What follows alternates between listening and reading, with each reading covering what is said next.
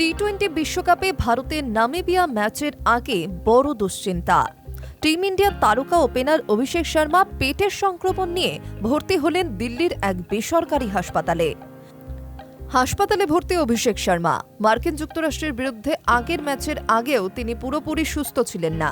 খেলার পরে তার শারীরিক অবস্থা আরও খারাপ হয়।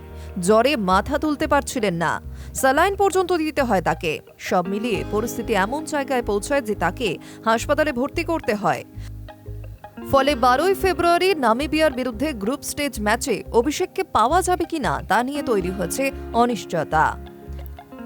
বিশ্বকাপে দ্বিতীয় ম্যাচের আগে প্রবল উদ্বেগের টিম ইন্ডিয়া। দিল্লিতে নামিবিয়ার বিরুদ্ধে অভিষেক নামতে পারবেন না বলেই মনে করা হচ্ছে। পেটের সমস্যা আগের ম্যাচ থেকে ভুগছিলেন, তাকে হাসপাতালে ভর্তি করানোর দুশ্চিন্তা আরও বেড়েছে। তবে অভিষেক কেমন আছেন, কবে ছাড়া পাবেন বা দ্বিতীয় ম্যাচে খেলতে পারবেন কিনা তা ম্যানেজমেন্টের তরফ থেকে এখনও জানানো হয়নি। জানা গিয়েছে অভিষেকের পাকস্থলীতে সংক্রমণ হয়েছে। আমেরিকার বিরুদ্ধে প্রথম ম্যাচের আগে থেকেই সমস্যায় ভুগছিলেন। ম্যাচের পর পরিস্থিতি আরও খারাপ হয়। জ্বরের জন্য উচ্চ তাপমাত্রা ছিল এবং তাৎক্ষণিক উপশমের জন্য ওষুধ দেওয়া হয়েছিল, কিন্তু তাতে সমস্যা কমেনি। দলের সঙ্গে অনুশীলনও করতে পারেননি তিনি। দিল্লিতে কোচ গৌতম গম্ভীর যে নৈশভোজের আয়োজন করেছিলেন তাতেও কিছুক্ষণ পর বেরিয়ে যান অভিষেক। মঙ্গলবার ভারতীয় দলের সহকারী কোচ রায়ান টেন দুষ্খাতে বলেছিলেন, অভিষেকের পেটের সমস্যাটা এখনও ভোগাচ্ছে, তবে আমরা দুদিন বাদে ওকে মাঠে পাওয়ার ব্যাপারে আশাবাদী। কিন্তু সেই সম্ভাবনা ক্রমশ কমছে।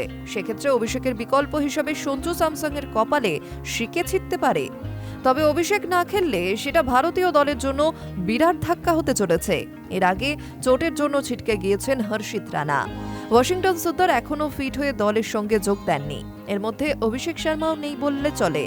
তবে একটা ভালো খবরও থাকছে ভারতের জন্য। অসুস্থতা সারিয়ে এদিন টিমের সঙ্গে অনুশীলন করলেন বুমরা। নামিবিয়ার বিরুদ্ধে তার খেলা নিয়ে আর কোনো অনিশ্চয়তা নেই। High news network.